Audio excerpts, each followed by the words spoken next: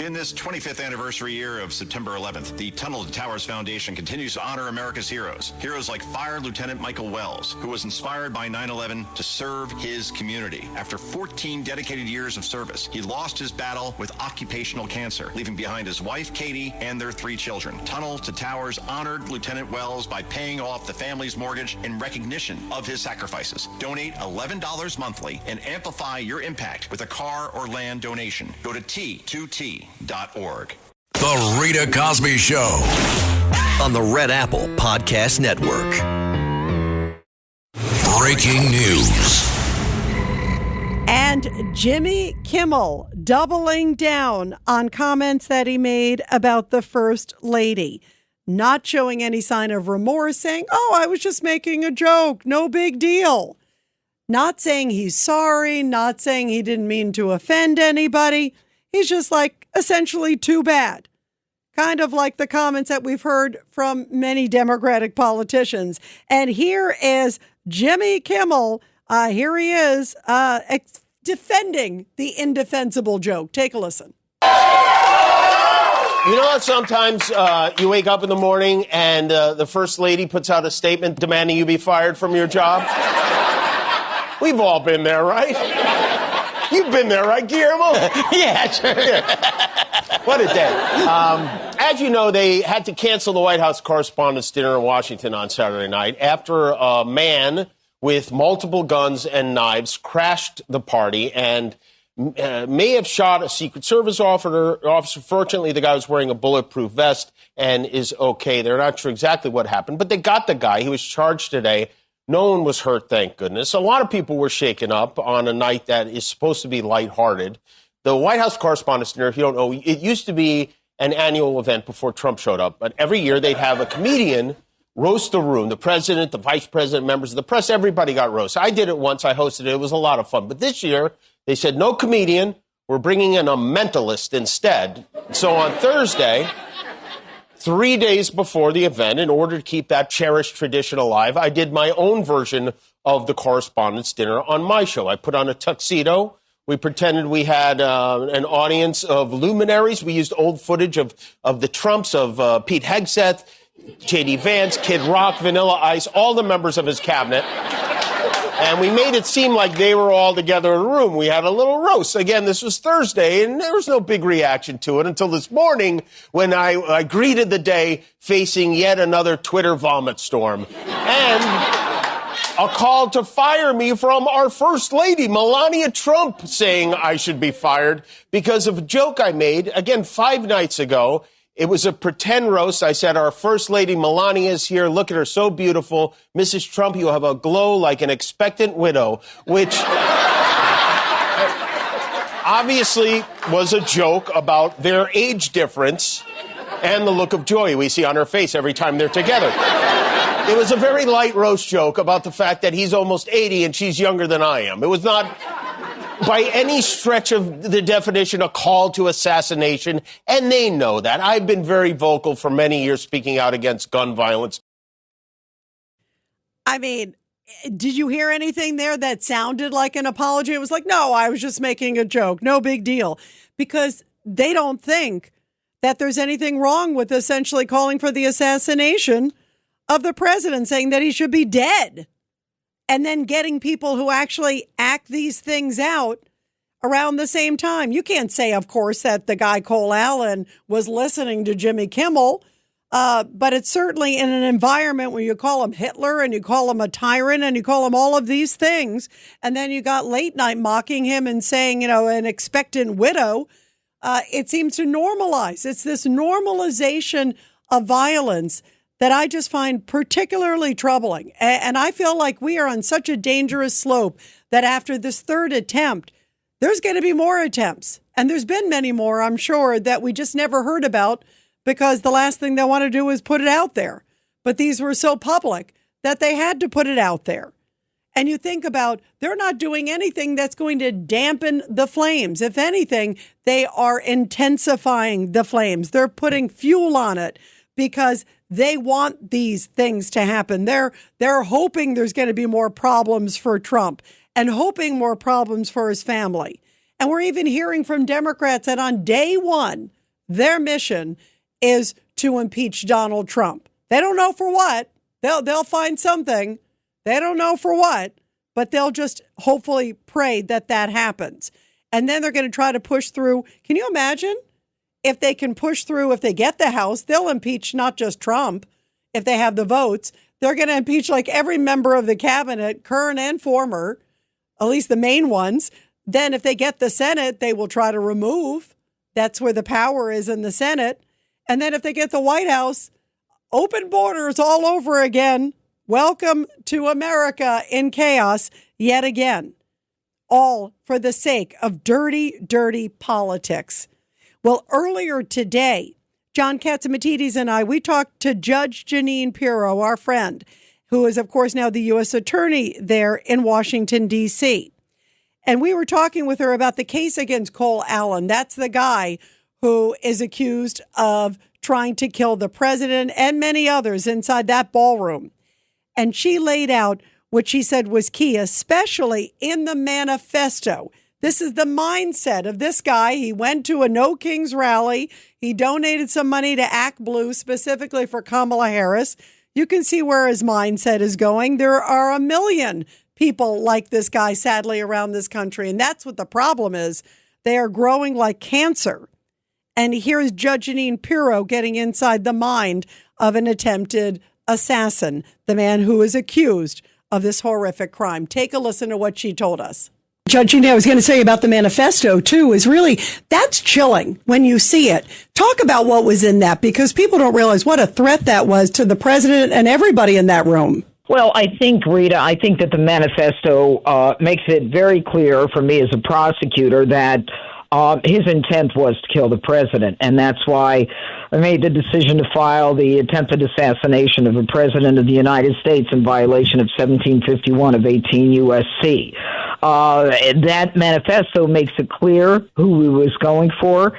And although bizarrely he seems to exempt certain organizations, whether it's, I don't want to kill Kash Patel, or I don't want to hurt people in the Secret Service, or, I don't want to hurt any of the people in the audience, the servers and the hotel employees.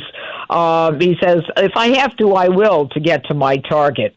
And of course, he also wanted to assassinate the cabinet officials from the top down. Did he have enough bullets? He had a lot of stuff. He had he had a 12 gauge Mauser pump action shotgun that he bought in October of 2025. He also had a 38 semi-automatic. He also had, additional cartridges, and he had knives and other, paraphernalia. But I think even more significant is the fact that, he made the decision to rush into the ballroom, or at least attempt to rush into the ballroom, when all was quiet outside. And, we were all comfortably in the ballroom, as I was. The president came in at 8:00, and, we're assessing, electronics to figure out, how he was determining whether or not the president was actually in there and seated. He made the decision, of course, to make a reservation at the Hilton Hotel not long after the president indicated publicly on March 2nd that he would be going to this White House Correspondents Dinner that he hasn't attended in several years. So everything that he did, circumstantially corroborates what he wrote intentionally. Very chilling. Very frightening. I still wonder, because he sent apparently this manifesto to his siblings and others. I mean, what was their reaction? Shock? Or was it, wow, he's acting a little radical lately. This is crazy. Oh, wait, that's my brother maybe at the White House Correspondents Dinner? I mean, I still feel like there's a lot more to this story than meets the eye. And we don't know too much about this guy's background either. That's the other thing. We've been talking about, do we know sort of a lot? I mean, we know his father, we were talking last night, is a leader of a Christian church. And apparently he was sort of faithful when he was younger and then moved away from it. what's his faith now? Was he Muslim? I don't know. Hindu? We don't know. What about also the fact that he didn't want to go after Kash Patel? That was interesting. Is it because he's Indian and Hindu, Asian Hindu, I mean, is that where that's coming from? I don't know. There's some interesting things there. There may be something, just fascinating tied to all of this. And is there some foreign element? I mean, where's his family originally from? Are they from this country? Are there Afghan roots? We don't know. I don't know. I'd love to know a lot more. There's a lot of unanswered questions. Let's go to Gail in Pennsylvania, line 5. Gail, you're here on the Rita Cosby Show. Go ahead. Hi, Rita. At a certain point, I asked myself, why does this legacy media, these huge media conglomerates want higher taxes and more regulation, therefore sponsoring Democrats and having Democrat Party cronies? Well, they want them, and they will do anything to get Democrats in power with their cronies because they want to put out their small business competition. They're monopolistic. There used to be 52 large media companies. There are now only 6. And that should tell us why this is happening. It's strictly power addiction and greed. Yeah, it is. But you know what? I think some of it is also, this is who they are. That's the other thing. You can't forget that. This is their mindset. And many of them, maybe they think it sells with their bosses or whatever, but I really do think that is their mindset.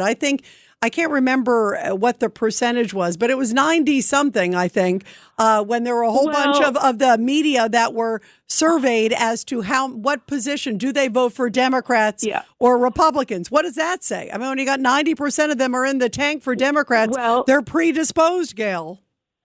Rita, they hire people that are predisposed. And if you want to keep your job, you'd better, talk the corporate line. And remember when George Stephanopoulos lost a lawsuit for $15 million? Well, they hired him back. Why did they do that? It's because of what I said. They want to put out small business competitors and have this regulatory capture. Yeah, and also probably the bosses agreed with him. That's part of the problem, Gail. That is part of it. It's a very bad cycle, which is why you need to have disparate voices. You need to have different opinions. That's why, by the way, on this show, you guys will notice I'll take calls from everybody because I like to hear from everybody. We all need to have. All I ask for is common sense. Somebody with a screw loose, I'll call them out. But common sense really is the key. Gail, thank you. Really interesting points. Thank you. Let's go to Larry in Brooklyn on line 3. Larry, your thoughts tonight? Yeah, I think with this recent guy, Cole Thomas, he's not a kook like the other couple were. I think we really have to start and analyze this Trump derangement syndrome. And I think we can really understand it if we understand the dynamics of why the Nazis hated the Jews so much. I think that's the same reason why people hate Trump so much, especially this one in point who tried to kill him was a very educated person. The Nazis were very highly educated people, and yet they had this irrational hatred for Jews. And the reason is because the Jews basically showed them up. In other words, the Jews are the antithesis of what they were. They were Jews, people with a conscience, with morality and everything. And that stood in affront to what the Nazis, represented and stood for. And the same thing with Trump. Trump is the MAGA stands for improved conditions for everybody. America is inclusive of everybody. And these people that hate him, they're selfish people. They're only out for personal gain and not out for the benefit of the masses like Trump is. He's a truly compassionate man, and these are truly hateful people. So it's a similar dynamic. They hate Trump the way the Nazis hated the Jews. It's a very, very similar concept. And Larry, it's interesting. I also feel that they hate him because he is fearless. and he sort of doesn't care, and they don't like that. And believe me, Trump was a darling of the Democratic Party when before he ran for president. I mean, you see that he was invited to different weddings, including I think it was the Clintons' wedding, or they were at his wedding. I mean, everybody around the country just thought he was a great guy and charismatic and wanted to hang around Trump. And it wasn't until he said, well, I'm not happy with the way certain things are going and I align more with the Republican Party, that they started vilifying him. And he's always been sort of a take no prisoners guy. He's got that sort of, rough and tumble New York Queen style, and they don't like it. And they resent that he's not on their side. And they know what a threat he is. I think you hit it on the head also of the popularity and the success of Trump, because they see how devout his fans are. They see how hardworking he is. They see just how determined he is. And just sort of this, no BS guy. And all of that is a threat to them. They're not used to somebody like that. And they're not used to somebody who so many people love around the country. I mean, he's beloved. The fact that he came back as president speaks volumes. And yet they want to diminish not just him, but I think anybody who supports them. And I think that's a really dangerous place, that they're willing to vilify him and anything. Make America great again is a good symbol. Make it great. How is that nasty? They've turned it into a swear word, and that's a tragedy, because that should be something we should all get behind. Larry, thank you very much. And everybody will continue your calls after the break. The Rita Cosby Show on the Red Apple Podcast Network. If data management is slowing down your business, you need the Intuit ERP. If one entity is here, and one here, and one here, and one here, you need the Intuit ERP. If scaling your business feels like starting over, you need the Intuit ERP. Intuit Enterprise Suite is the AI-native ERP solution that consolidates, migrates, and automates, all in one place. Learn more at intuit.com/ERP.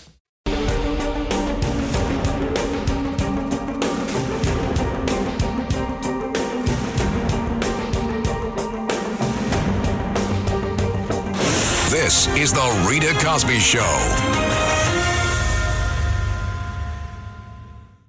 And let's go to your calls, guys. Let's go to Eduardo in Tampa. You're listening to the Rita Cosby Show. Go ahead, Eduardo. Yeah, good evening, Rita. May 1st, we're going to have these nationwide protests, May 1st protests. Mr. Allen reminds me of Bill Ayers. By the way, Eduardo, you're reminding me it's May Day, right? Isn't it? And it's right. And probably after all this stuff, all the anti-icers and the No Kings folks are all going to come on out, right? There you go. Yep. The Empire Strikes Back. Yeah, these people. Mr. Allen is like Bill Ayers and Bernardine Dorn from the Weather Underground, indoctrinating our young people that should be in class, not being truants. This is ridiculous. Yeah, it is. And you know what? When you see this, like you said, he's a teacher and he was tutoring young people. And here's a guy, he was, he's well-educated, smart guy, also a video gamer. Apparently he created some game where an individual, from the shooter's perspective. So, I mean, this is a guy who obviously got off his rocker and clearly became radicalized. I want to know also, Eduardo, the family, because the sister said that, he was making these statements like he was going to do something big or whatever. I mean, didn't that raise some alarm bells, Eduardo? Don't you think? Yeah, they're an accessory. I mean, they may be. I don't know. I'm not going to go that far. But if indeed, they did know something, I mean, anybody who knows something, if somebody's sitting there saying, I'm planning something big, and he was talking really radical, anti-Trump, I just think some alarm bells clearly should have gone ding, ding, ding. The Rita Cosby Show on the Red Apple Podcast Network. Adobe Firefly is the all-in-one creative studio with AI-powered image and video editing for today's creative process. Built for creators of every kind, Firefly helps you generate, edit, and experiment fast. Because the asks aren't getting smaller, the budgets aren't getting bigger, and the timelines Oh yeah, still tight. With all the best creative AI models in one place, Firefly brings your ideas to life. Unlock a better way to make with Adobe Firefly.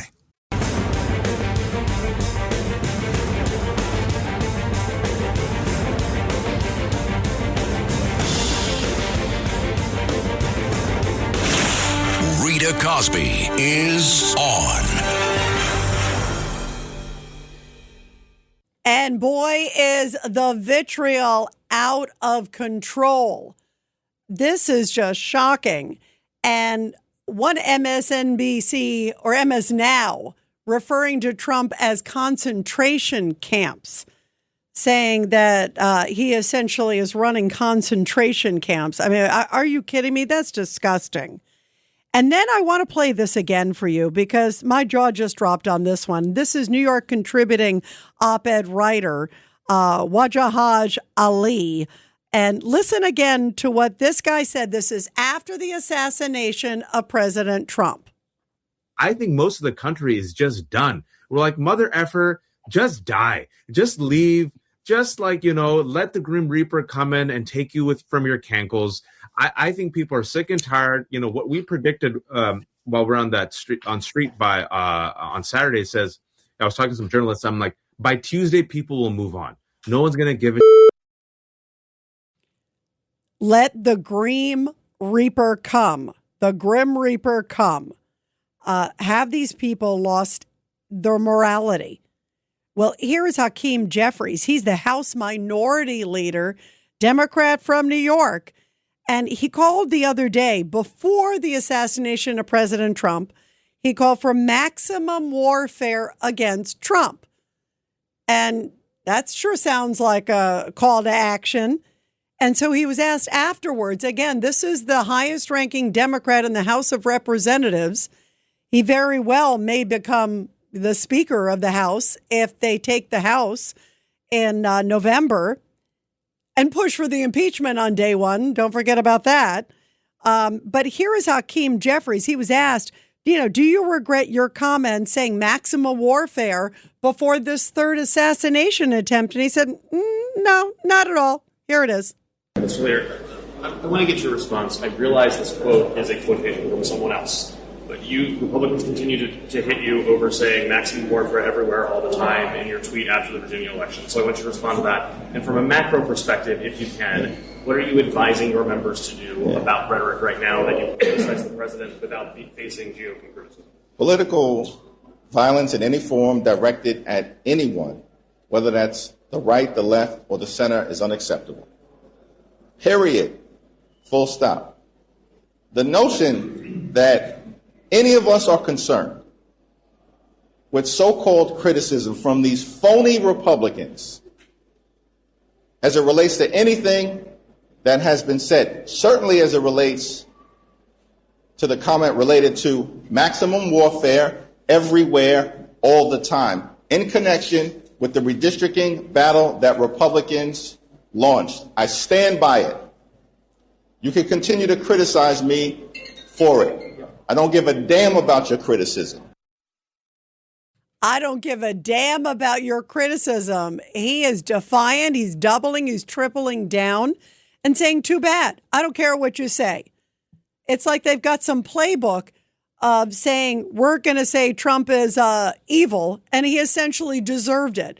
That's what that essentially says, as opposed to we all have to clamp down. That's what I thought I'd hear, sort of the typical rhetoric, and maybe there'd be even a short honeymoon period. I was even hoping maybe we might even see a ceasefire. That would be nice. Say, okay, I'm going to try to clamp down on my rhetoric. I'm realizing that maybe it's a little over the top.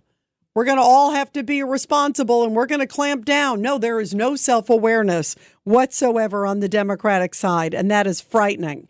And Hakeem Jeffries also went after the White House press secretary because she cited him among her list of some really horrible comments that people have said. I just played you some of the things. Even what he said yesterday was horrible. But here is Hakeem Jeffries, and he went after the White House press secretary. Is that the so-called White House press secretary, who's a disgrace, she's a stone-cold liar, had the nerve to stand up there and read talking points being critical of statements all taken out of context that Democrats have made and didn't have a word to say about anything that MAGA extremists have said or done, including providing aid and comfort to violent insurrectionists here at this Capitol on January 6th who brutally beat police officers.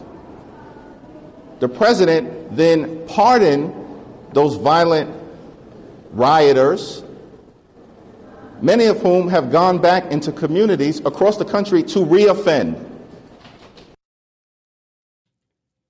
Going back to January 6th, it's like the old playbook, January 6th. I'm waiting that if they take the House, they're going to call for what? New hearings on January 6th all over again? Is that where we're headed? January 6th 2.0, which didn't go anywhere, and half the stuff they presented was nonsense. And those people, if you look at the video, a lot of them were led into the Capitol. I'm not for anybody beating up a police officer. Those people, I believe, should be prosecuted. But those people who walked through like the side door that were let in, and why was there not more security that day? There are still so many unanswered questions. I actually wish the Republicans did the real January 6 hearings. That would be a good one. But here is Ari Fleischer. We talked with him earlier today, and we talked with him to get his assessment of what he thinks happened at the White House Correspondents Dinner so that this attempted assassin could get that close. And it was interesting. He said there were definitely some mistakes made by security. I mean, he's the former White House press secretary under George W. Bush. He's been to a lot of very high-profile events with presidents. And he said, there's some great heroes there in the security detail, but also there were definitely some mistakes. What went wrong? At that perimeter checkpoint, the fact that the guy could get ahead of speed and barge through those guys is absolutely unforgivable. The Secret Service, when an event starts, they still have to keep a tight physical barrier, a tight physical security, whether it's human, whether it's equipment and things lined up to stop somebody from running through.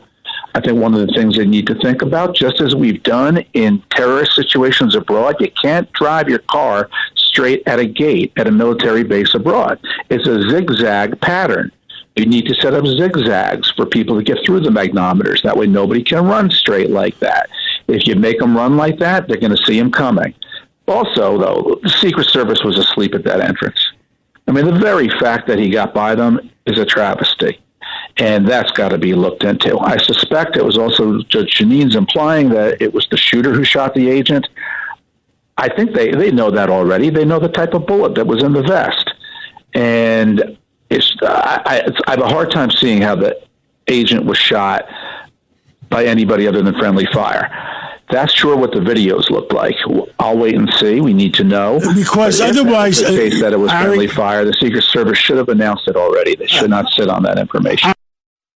Yeah, there are a lot of unanswered questions tonight, and they should know by now. All you have to do is match the ballistics. But how did the guy even get that far? What if he had, a grenade? What if he had explosives?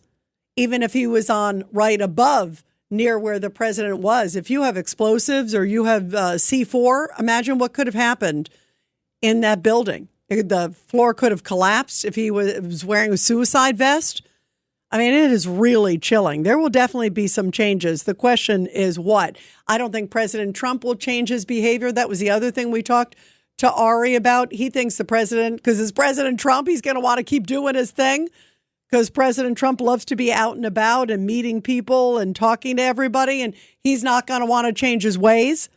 But he did also say that he firmly believes that there needs to be some security changes. And maybe the White House ballroom is the answer for some events, obviously tied to the White House. Ari felt like it has to be White House events at the White House ballroom.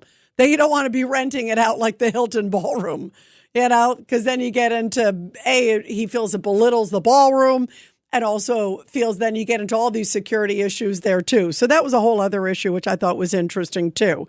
But tonight, we're hearing Esquire magazine criticizing Trump for the White House ballroom. So let's see. He gets a third assassination attempt against him. They don't want him to have the ballroom. They don't want him to say anything. And they want to work on impeachment on day one. That sounds like a really happy place to be. 1-800-848-9222. 1-800-848-9222. And you are listening to The Rita Cosby Show. Let's go to Robert in Philly on line 3. Go ahead, Robert. Hi, Rita. As always, it's wonderful to talk to you. You and too.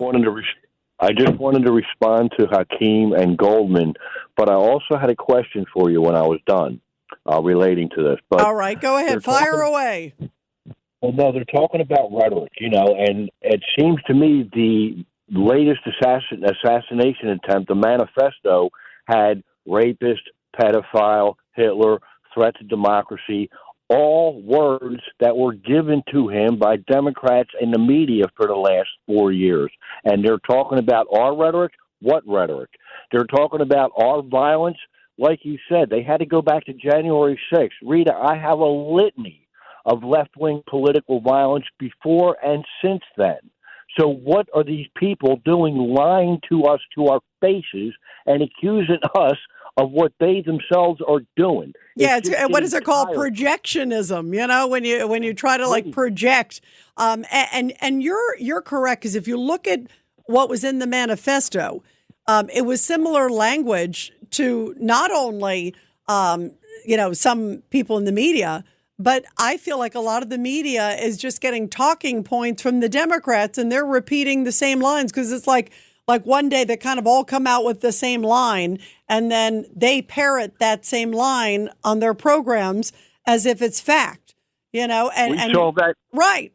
I'm sorry. No, we go saw ahead. that during the convention. We saw that during the conventions when they all said that Vance was weird, and they all said that Waltz was a happy warrior.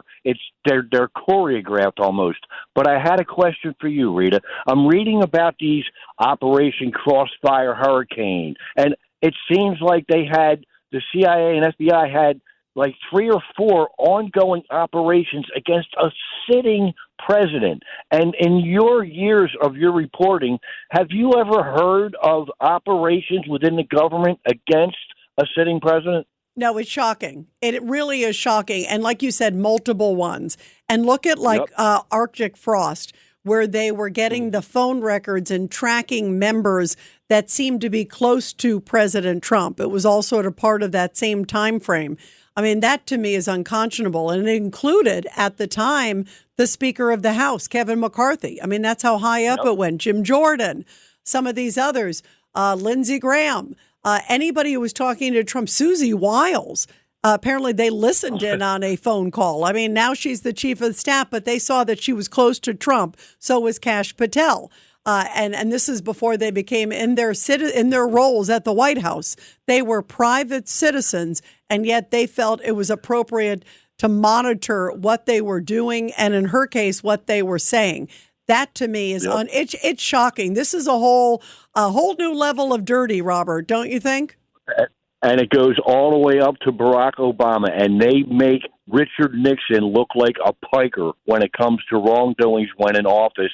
And this corrupt, despicable media has not a word to say about it. Rita, in closing, I'll say this. If we had even close to an honest media, elections wouldn't be close, because the media's been covering the Democrats for years, and it's getting sickening, and I'm getting tired of it. But I love the show, and you have a great night, all right? Thank you, Robert. Always good to hear from you, and you got to keep fighting for America. I know you always do. Good people need to stick together. Let's go to John in Long Island, line 2. Go ahead, John, your thoughts. Hi, Rita. How are you? Good. You sound a little tinny. John, you sound a little tinny, but go ahead. Oh, I'm sorry. I just called to say, honestly, what the gentleman you just spoke with said, the same thing, that they constantly have to go back to January 6th because that's all they have.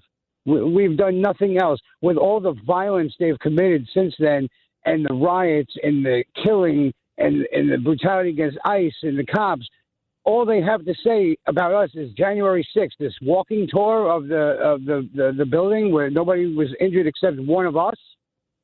Yeah, and I still, by the way, John, and I still don't understand why in the case where everybody knew there were going to be these big protests, there's still an unwritten chapter about January 6th. I keep saying I really wish the Republicans did the true story of January 6th.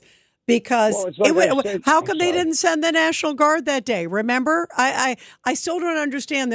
We all knew there was going to be a huge crowd. It's almost like they wanted it to happen, and you have to wonder where was it? How much of it was involved, and how much of it was let's just let it get out of control. This will be a good thing. And I've said before, we did the right thing. I said, if you want to protest the government, you go to where the government sits, and that's where you protest. These other people, the Democrats, the crazy lunatic left, when they protest the government, they're out setting fire to local businesses and looting local businesses and assaulting cops. And you have to take the fight to the government. Why are you assaulting people in your neighborhood? I don't understand that. Well, you shouldn't be assaulting anybody anywhere, obviously, John. No, of course. I hear you. I mean, the fact that they keep going back to January 6th, to me, I agree with you. It's a sign of desperation, and they just know that that's sort of a buzzword in the American public. And it just means that if they get power, we're going to hear January 6-itis, every single day, all over again. Oh, here's a new story about January 6th, because just like you said, it's like that's all they got. And everybody needs to say enough. That's ridiculous.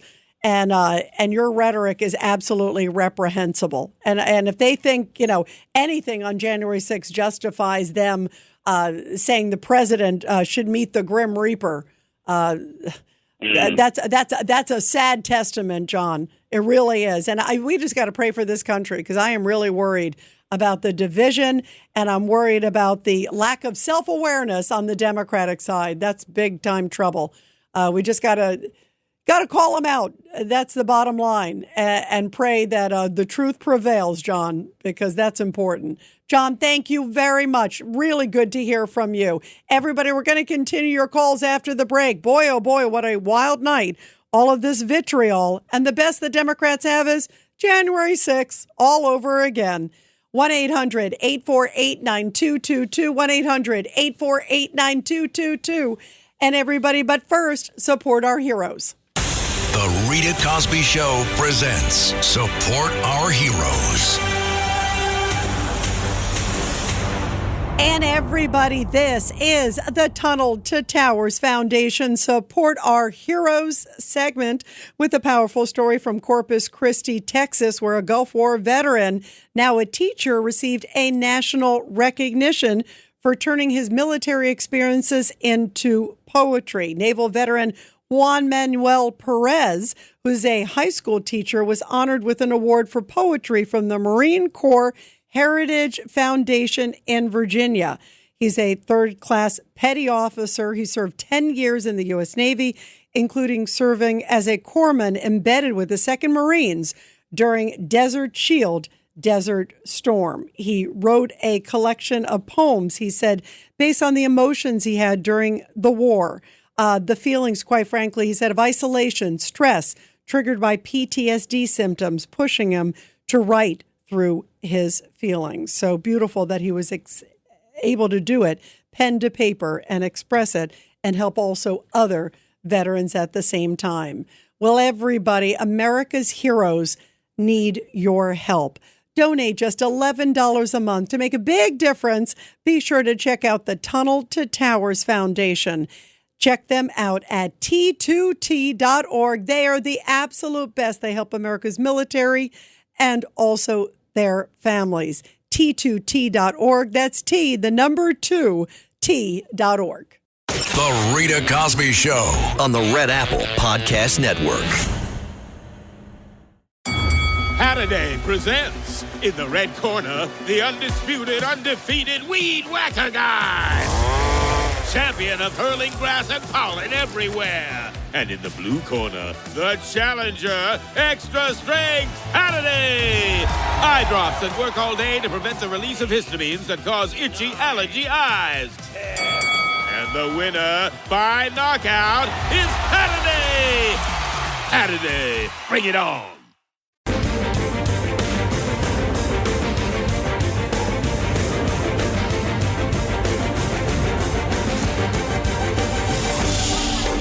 It's the Rita Cosby Show. And let's go to your calls. Let's go to Liz in Florida. Line 5. Go ahead, Liz. Hi, Rita. Listening to all of these events one after the other, it's like a horror film. I called to just say how I just love how Melania and Camilla coordinate their colors of their clothing, and it shows such a beautiful unity and respect and harmony, but I don't think Michelle Obama coordinated when she hosted. And I just wanted to say something light. Yeah, and you know what? It's been beautiful to watch them. I thought just Melania looked absolutely stunning, and I thought Camilla was very elegant. And also King Charles, he was funny. I mean, I thought he was charming. I thought he was sharp. I thought he was funny. Trump always on point. And by the way, Liz, tomorrow we will see King Charles go to the 9/11 memorial, obviously a very somber commemoration, and we'll be following that. Thanks for listening to The Rita Cosby Show. You can hear The Rita Cosby Show weeknights at 10 on 77 WABC. If you like the podcast, share it with your friends and listen anytime at WABCRadio.com and download the WABC Radio app. Hit that subscribe button on all major podcast platforms. Plus, follow WABC on social on Instagram, TikTok, Facebook, and X. See you next time for a new episode so you never have to wonder. What the heck is going on here?